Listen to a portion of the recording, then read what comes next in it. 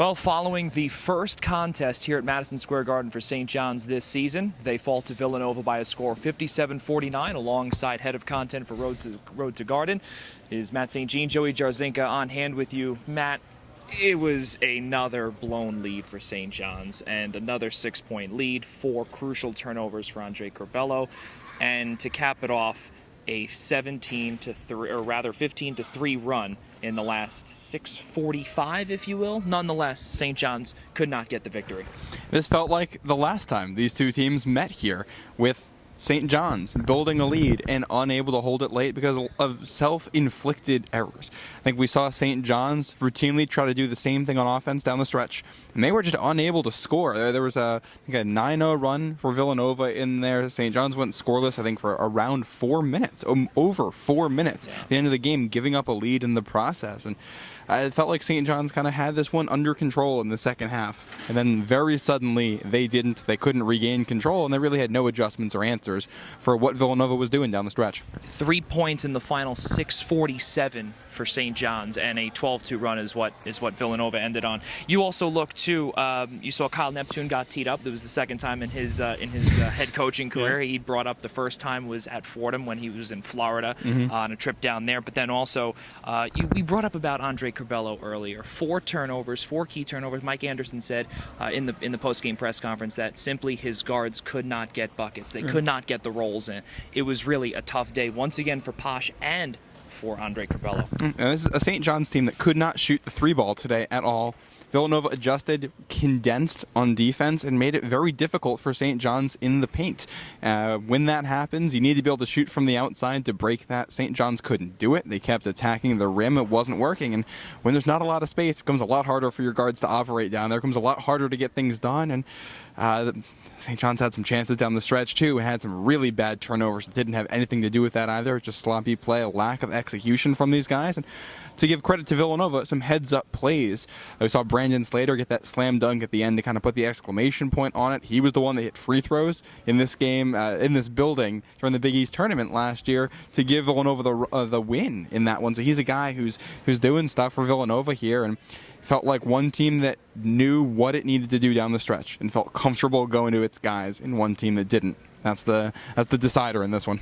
Yeah, this is a Villanova team also that got started with Chris Arcidiacono, who had a couple of threes, and then also, just to fast forward a little bit into the first half, sloppy play, really. That's really what it was. Turnover after turnover, and at one point it was a combined 20 turnovers. And then, you look at the end and say, all right, Villanova, they average about 10 turnovers per game. They ended the game with 17. We got a chance to chat with Kyle Neptune in the post-game press conference, and he said, it was pretty sloppy, but they were able to finish it off on the defensive side of the ball. He loved the way that his defense played today.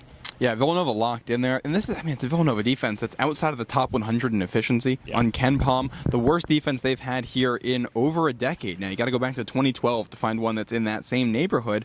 And I think this is what Villanova needs to do to get going again, is to rely on that defense. The offense is fine. The offense is top 30, top 40 in KenPom efficiency, something in that realm. And the offense, they can win games with it, but the defense needs to hold up its end of the bargain. It did tonight.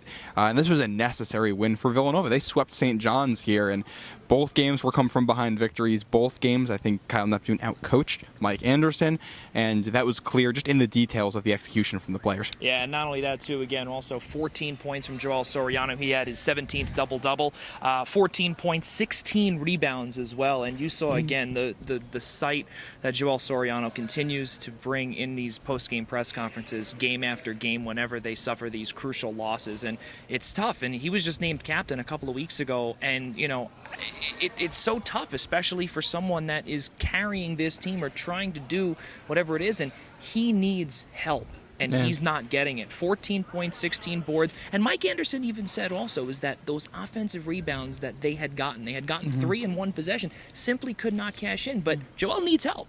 Yeah, the guys around him have to get it done. I think the first time that St. John's lost at Villanova, Soriano had one of his tougher games of the year. He got outplayed by Eric Dixon in that one. He bounced back, and he was the better player by far tonight at the center role.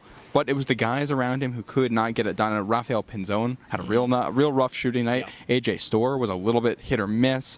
The whole guard room had this. David Jones was basically invisible out there. You didn't notice him, and it's just you're not going to win games when it's a one-man show. Yeah, absolutely. Well, we could tell you this, though. For Villanova, things did look good, though. They looked decent on the offensive side of things towards the end, and defense turned into offense down the stretch. So for Villanova, what's your take on them heading into their next few games, and then St. John's after that?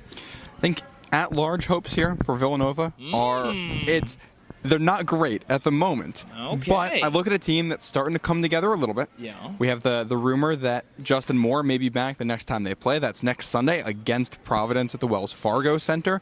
So, I mean, this is a team that might start to find its identity down the stretch here. Jordan Longino is also out right now, so is Villanova an at-large team? Probably not, but they're good enough to play spoiler down the stretch, and they're good enough to get more than a few wins back in this building in March. So they're a team nobody in the Big East wants to play. Yeah, not only that, you brought up about Jordan Longino just a few days ago, I believe about a week ago, he suffered a hamstring injury, and then also with Justin Moore, he was out shooting today, just a few shots as well in pregame. But then also last night we were talking with your co-host, actually, Tommy Godin, and he brought up how what he's hearing, the rumor mill is that it's not only physical, it's the mental aspect. So he'll be talking with his family to see when he can get back on the court. Ladies and gentlemen, one final time, live from Madison Square Garden, alongside the head of content for Road to the Garden, Matt St. Jean, Joey Jarzynka saying so long. St. John's falls in this one, 57-49, here from the world's most famous arena.